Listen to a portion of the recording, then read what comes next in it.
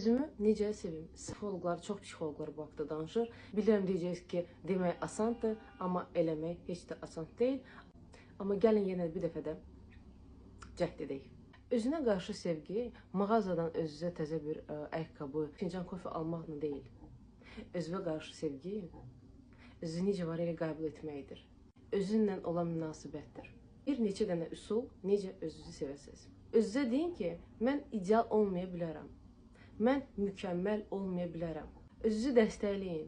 Bir çətin məqamlarda belə özünüzü tərifləyin. Hətta belə xırda bir şeylərdə. Bu duyğu deyil, bu münasibətdir, seçimdir. Hər gün necə yuxudan durub bir libas seçirsinizsə, bir geyim seçirsinizsə, özünüzü də qarşı hər gün seçməlisiniz. Uşaqlıqda öyrədiblər ki, səni sadəcə şərtlə sevə bilərəm. Yəni 5 alsan sevəcəm, özünü yaxşı aparsan sevəcəm. Amma bunun üçün sizə artıq şərt lazım deyil. Siz varsınız və bu yetər ki, siz özünüzü istəyəsiniz.